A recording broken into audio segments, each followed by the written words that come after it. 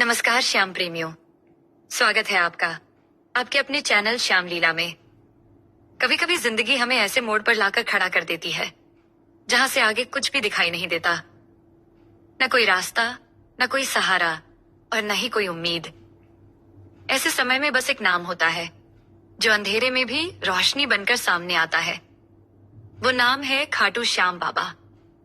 वो बाबा जो हमारी आंखों से तो नहीं दिखते, लेकिन हर उस इंसान के साथ खड़े रहते हैं जिसके पास अब कोई रास्ता नहीं बचता। आज हम आपके लिए लेकर आए हैं एक ऐसी सच्ची और चमत्कारी कहानी जिसे सुनकर आपके रोंगटे खड़े हो जाएंगे और श्याम बाबा पर आपका विश्वास और गहरा होगा। ये कहानी है एक आम युवक राघव की, जिसके ऊपर अचानक 45 लाख रुपए का कर्ज आ गया। घर बिकने की नौबत आ गई थी।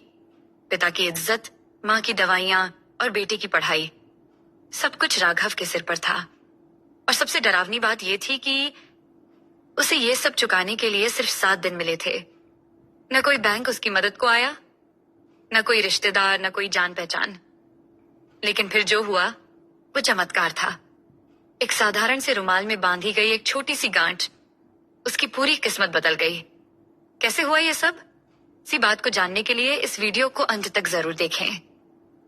नीचे कमेंट में लिखना न भूलें, जय श्री श्याम, बाबा मुझे भी राह दिखाओ। और बताइए आप ये वीडियो किस शहर से देख रहे हैं।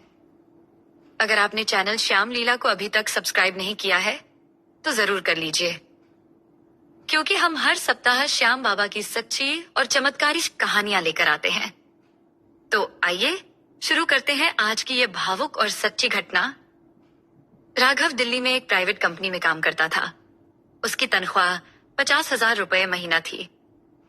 वहां में वह अपने माता पिता, पत्नी और बेटे आर्यन के साथ एक छोटे से फ्लैट में रहता था। घर छोटा जरूर था, लेकिन उसमें प्यार और सच्चाई की कोई कमी नहीं थी। राघव की पत्नी गृहिणी थी। वह घर को बहुत अच्छे से संभालती थी। राघव के पिता को दिल की बीमारी थी और हर महीने दवा और डॉक्टर का खर्चा भी निकलना जरूरी था।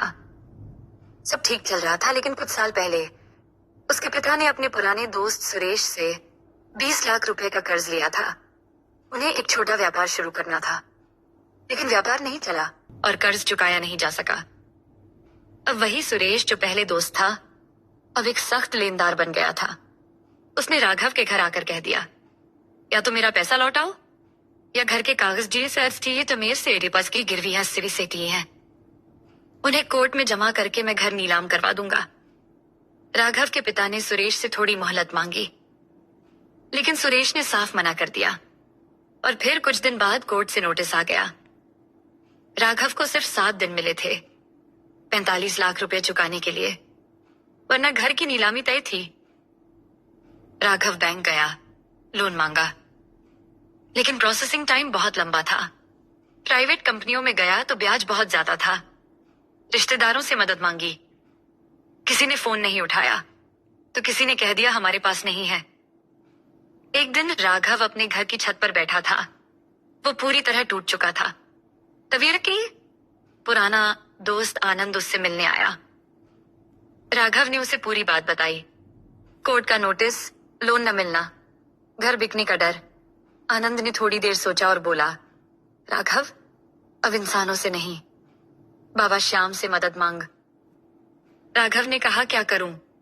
आनंद बोला, तू एक सफेद रुमाल ले, उसमें 11 सिक्के बांध और बाबा से कह, हे बाबा, आप ही मालिक हो, फिर देख कैसे करिश्मा होता है।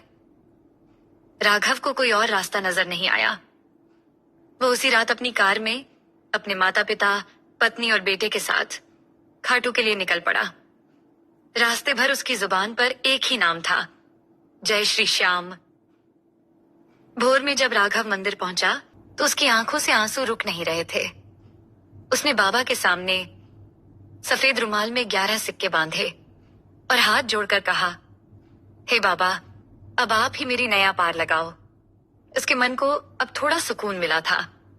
वापस लौटते समय उसे अगली सुबह कोर्ट जाना था। अगली सुबह राघव को उसके वकील का फोन आया। वकील ने कहा, राघव जी, आपके केस की सुनवाई रोक दी गई है। राघव चौंका। पूछा कैसे? वकील बोला, सुरेश ने जो दस्तावेज कोर्ट में दिए थे वे नकली निकले हैं। असल कागज बताते हैं कि आपके पिताजी ने समय पर किस्तें चुकाई थीं। अब कोर्ट ने आदेश दिया है कि आपका घर पूरी तरह सुरक्षित रहेगा और सुरेश पर धोखाधड़ी का मुकदमा चलेगा। राघव की आंखों से आंसू बहने लगे। उसकी पत्नी ने उसे गले से लगा लिया। बेटा मुस्कुरा रहा था। माँ पिताजी की आंखों में शांति थी। राघव ने उसी दिन बाबा श्याम की मूर्ति अपने घर में स्थापित की और भजन कीर्तन करवाया। अब वो हर साल खाटू जाता है। कहता है, जिसने मेरी जिंदगी का सबसे बड़ा बोझ हटाया, उसकी सेवा करना मेरा सौभाग्य है। अगर आज आप भी किसी मुश्किल में हैं, कर्ज में, बीमारी में, रिश्तों की परेशानी में, तो राघव की तरह एक बार सच्चे मन से बाबा श्याम को पुकारिए। वो जरूर सुनते हैं। उन्हें बड़ी चढ़ावे की जरूरत नहीं होती। उन्हें बस एक सच्चे मन की पुकार चाहिए।